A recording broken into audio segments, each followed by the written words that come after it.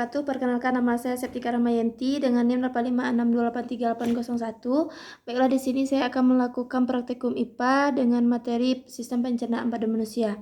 Nah, susunan alat pencernaan itu ada yang pertama itu rongga mulut, yang kedua itu kerongkongan, lambung, usus halus, usus besar, dan terakhir itu anus. Nah, ini gambarannya teman-teman semuanya: mulut, kerongkongan, lambung, usus halus, usus besar, dan anus. Nah, cara kerjanya yang pertama itu rongga mulut. Di dalam rongga mulut ini terdapat gigi, terdapat lidah dan air ludah atau air liur. Nah, gigi ini berguna untuk mengunyah makanan supaya menjadi halus sesuai dengan fungsinya. Nah, ada tiga macam gigi. Yang pertama itu gigi seri, gigi taring, dan gigi geraham. Nah, setelah dikunyah, nanti makanan ini akan kita tolak dan akan melalui kerongkongan. Nah, kerongkongan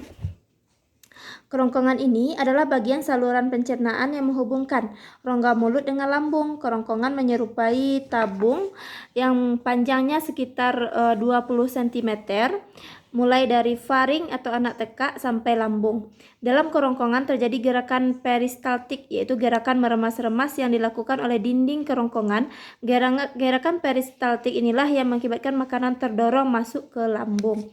Nah, selanjutnya itu lambung. Lambung disebut juga perut besar, yang mana lambung terletak di dalam rongga perut sebelah kiri atas. Di dalam lambung, makanan yang sudah dikunyah oleh gigi di dalam mulut dilumatkan lagi dengan pertolongan bermacam-macam getah lambung. Getah lambung dihasilkan oleh dinding lambung. Getah lambung berguna untuk memecah makanan agar mudah diserap oleh pembuluh darah dan membunuh kuman yang terbawa oleh makanan. Getah lambung mengandung asam dan enzim berikut ini. Nah, yang pertama itu adalah enzim pepsin, yang mana enzim pepsin berfungsi mengubah protein menjadi pepton. Nah, yang kedua itu enzim renin, berfungsi mengendapkan protein susu menjadi kasein. Nah, yang terakhir itu asam klorida, berfungsi membunuh kuman dan mengasamkan makanan. Di dalam lambung, makanan dilumatkan lagi dengan pertolongan bermacam-macam getah lambung tadi kan. Nah, selanjutnya setelah ke lambung, lanjut ke usus halus. Nah, ini usus halus teman-teman, yang mana usus halus ini merupakan usus yang terpanjang dari saluran pencernaan makanan. Panjangnya mencapai 6 hingga 7 meter. Di dalam usus halus terdapat berbagai macam cairan khusus yang membantu penyempurnaan pencernaan makanan. Usus halus terdiri dari 3 bagian, yaitu usus 12 jari, usus kosong, dan usus penyerapan. Nah, yang pertama itu usus 12 jari. Panjang usus 12 jari kira-kira 25 cm atau sama dengan ukuran panjang 12 jari.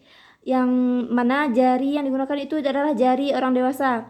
Nah, karena itu disebut usus 12 jari. Makanan di dalam usus 12 jari dicerna lagi dengan bantuan getah pankreas dan getah empedu. Getah pankreas dihasilkan oleh kelenjar pankreas. Nah, selanjutnya getah pankreas mengandung enzim-enzim berikut ini. Yang pertama itu enzim amilase, berfungsi mengubah zat tepung menjadi zat gula.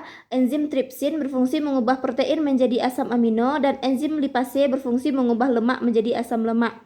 Nah, selanjutnya itu ada getah empedu, dihasilkan oleh hati. Getah empedu berfungsi untuk mencerna lemak. Lalu ke usus halus, usus kosong, yang mana terletak di antara usus 12 jari dan usus penyerapan, panjangnya sekitar 2,5 meter. Lalu usus penyerapan, sari makanan adalah makanan yang telah dicerna secara sempurna. Usus penyerapan merupakan tempat penyerapan sari-sari makanan. Terdapat ujung-ujung pembuluh darah pada saluran permukaan dinding usus. Nah, selanjutnya lanjut kita ke usus besar, yang mana usus besar ini bersambungan dengan usus halus di rongga perut. Nah, yaitu di bagian bawah sebelah kanan. Usus besar terdiri dari usus besar naik, usus besar melintang, dan usus besar turun. Permukaan usus besar disebut usus buntu. Nah, di mana di bagian usus buntu terdapat tambahan usus yang disebut umbai cacing. Bagian akhir usus besar adalah saluran yang bermuara